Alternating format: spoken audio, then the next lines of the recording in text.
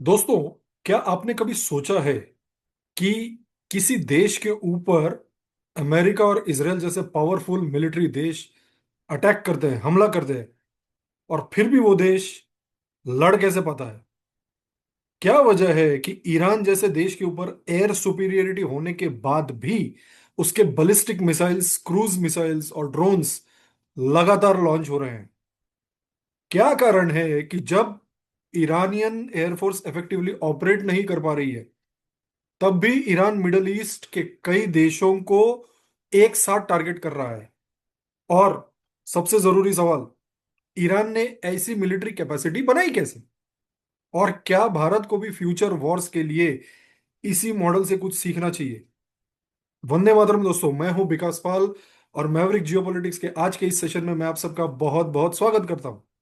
Channel को like, share और subscribe जरूर कीजिए दोस्तों, और मेरी पूरी उम्मीद है कि इस वीडियो के अंत तक मैं आपको इन पांचों सवालों के जवाब प्रस्तुत करके रख दूंगा आपके सामने। चलिए शुरू करते हैं। दोस्तों, एक बात तो बिल्कुल साफ है, आज की डेट में अमेरिका को खुद भी एग्जैक्टली पता नहीं है कि ईरान के साथ जो वॉर चल रही है या मिलिट्री कन्फ्रंटेशन जो चल रही है वो किस दिशा में जा रही है। इनिशियल कैलकुलेशन क्या थी? Strategy was very very simple. Massive bombing campaign चलाओ, ईरान के लीडरशिप स्ट्रक्चर को एलिमिनेट करो।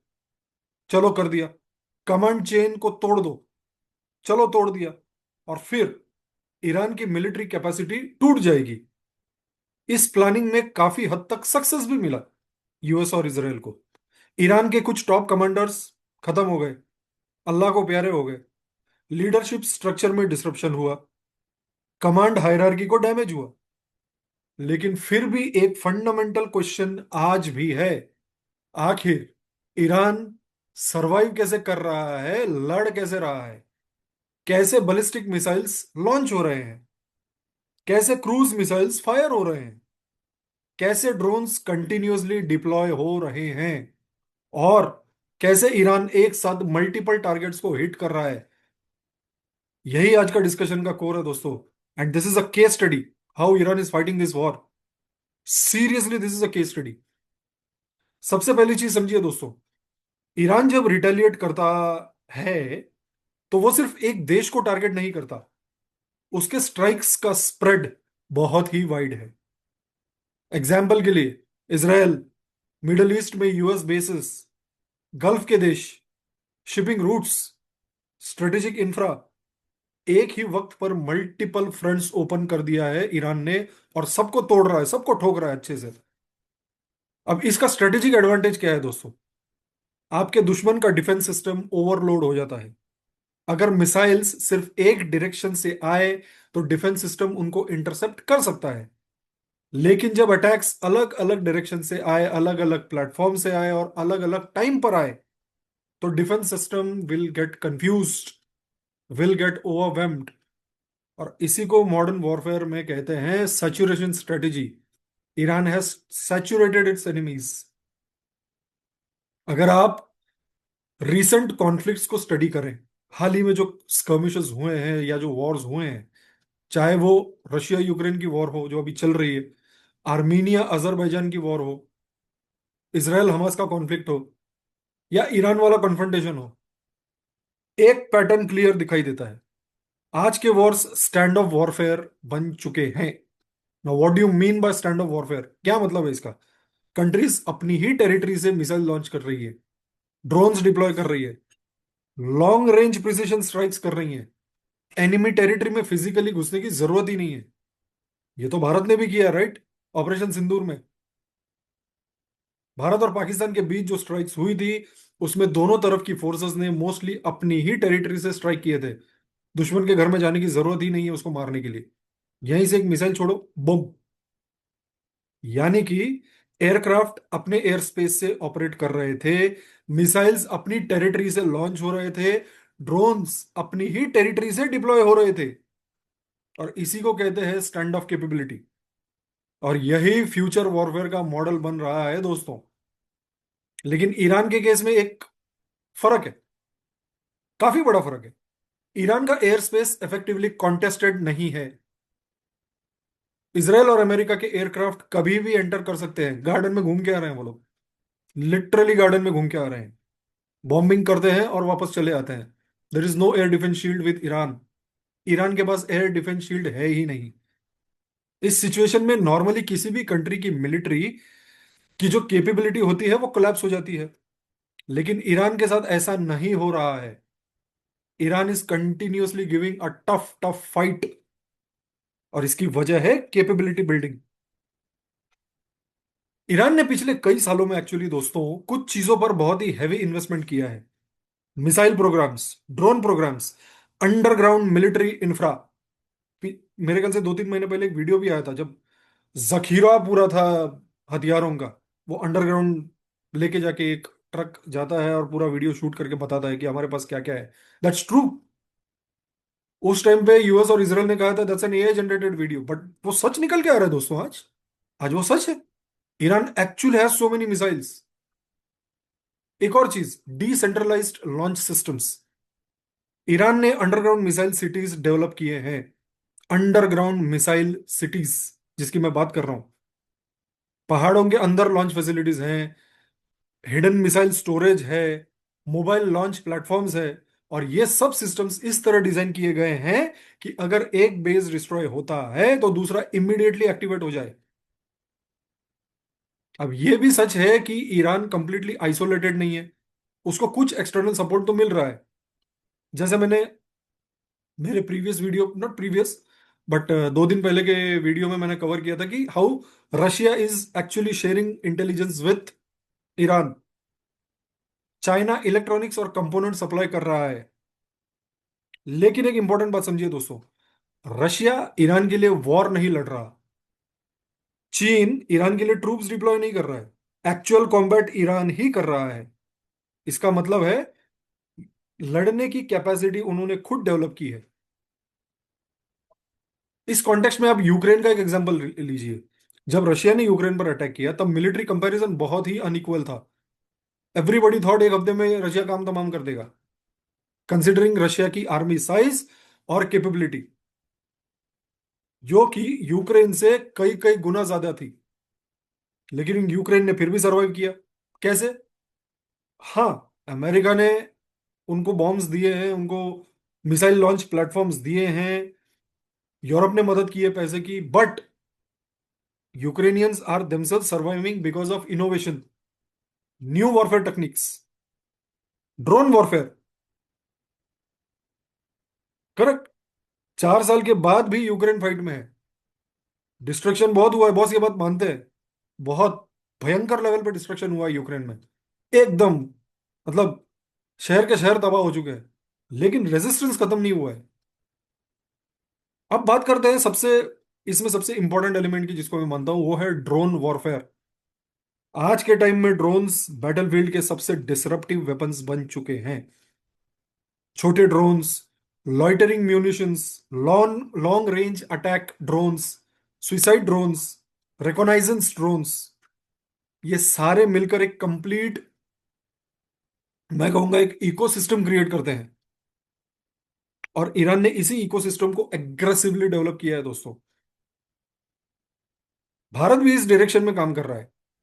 एग्जाम्पल के लिए भारत शेषनाग ड्रोन जैसा सिस्टम डेवलप कर रहा है।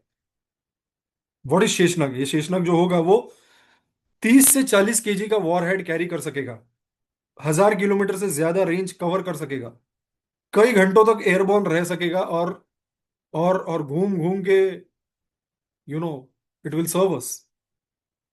लेकिन इसमें एक चैलेंज है, and the challenge is systemic.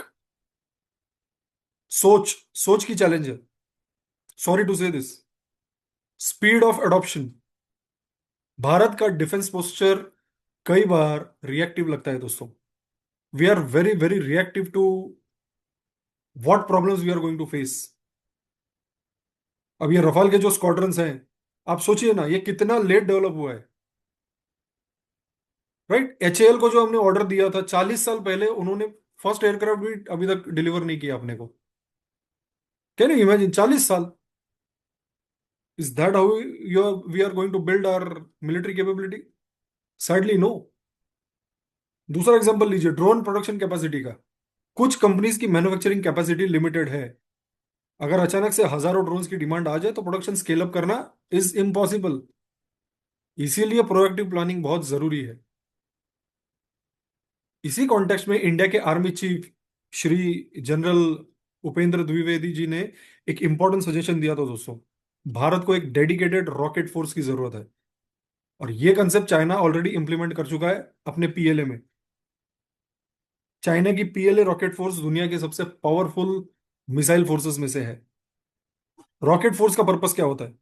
Long range strike capability, precision missile attacks, strategic deterrence. अगर आर्मी चीफ कह रहे हैं कि रॉकेट फोर्स जरूरी है तो बस उसको सीरियसली कंसिडर करना चाहिए अपने को। We should be very very seriously thinking on that. Modern warfare में दोस्तों लॉन्ग रेंज प्रिसिशन स्ट्राइक्स बहुत क्रिटिकल हो चुके हैं। अगर आप 2000 से 3000 किलोमीटर डिस्टेंस से टारगेट हिट कर सकते हैं तो enemy infrastructure is very very vulnerable. Air bases, military depots, command centres, logistics hubs, सब टारगेट्स बन सकते हैं। और ये सब बिना बॉर्डर क्रॉस किए भी किया जा सकता है। अब ईरान के सिचुएशन को देखिए। ज्योग्राफिकली ईरान एक बहुत बड़ा कंट्री है, लेकिन मिलिटरीली वो मिडल ईस्ट के कलेक्टिव फोर्सेस से भी छोटा है। ईरान के अगेंस्ट इसराइल, यूएस, गल्फ के देश सब इनडायरेक्टली या डायरेक्टली इन्वॉल्व हैं। उन सब के पास एडवांस्ड अमेरिकन इक्विपमेंट है, F-16, F-15 missile defence systems. और फिर भी ईरान फाइट में बना हुआ है। क्यों? Number one capacity, number two preparation, number three infra, and number four strategic clarity. Israel का what is strategic clarity? Israel के पास एक मेजर एडवांटेज है, पॉलिटिकल और मिलिट्री क्लैरिटी। इसराइल को पता है कि उसका ऑब्जेक्टिव क्या है। उसको पता है कि ईरान को न्यूक्लियर कैपेबिलिटी डेवलप करने नहीं देना है। They are very very clear, and that is strategic clarity. Similarly Iran के लीडरशिप को भी पता है कि अगर सर्वाइवल का सवाल है तो मैक्सिमम रेजिस्टेंस देना होगा। एंड दैट इज वाई जब ऑब्जेक्टिव आपके क्लियर हो तो स्ट्रेटेजी भी फोकस्ड होती है। भारत के लिए एक बहुत बड़ा पार्ट है दोस्तों, मेरे हिसाब से बहुत बड़ा। इस पूरी सिचुएशन से भारत को क्या सीखना चाहिए? What is it that India can learn? सबसे पहला लेसन, अपनी कैपेसिटी बिल्डिंग पे काम कीजिए। और वो एक दिन में तो नहीं होने वाला है।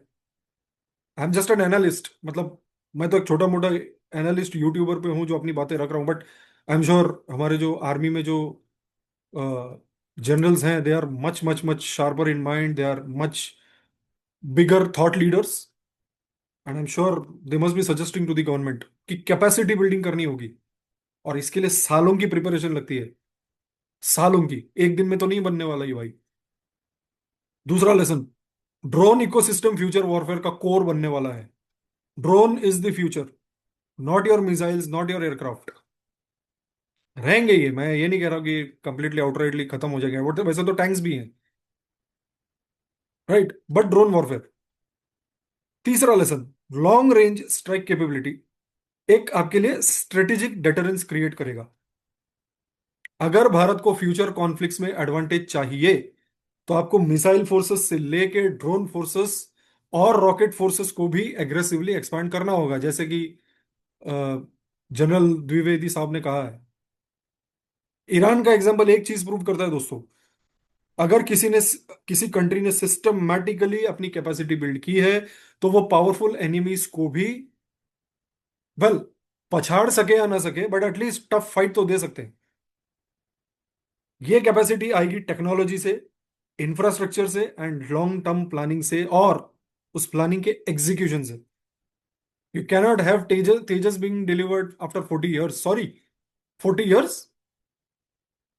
40 years में China will double it's output. Sorry, not acceptable. और इसी वजह से मॉडर्न वॉर्स का आउटकम सिर्फ बैटल फील्ड पर डिसाइड नहीं होता दोस्तों, वो होता है डेकेड्स, दशकों के प्रेपरेशन से। लेट्स कीप एन आई कि क्या चल रहा है ईरान में। With that we end our session for today. Thank you so much for watching this session. Channel को लाइक शेयर एंड सब्सक्राइब जरूर कीजिए दोस्तों। जय हिंद। भारत माता की जय।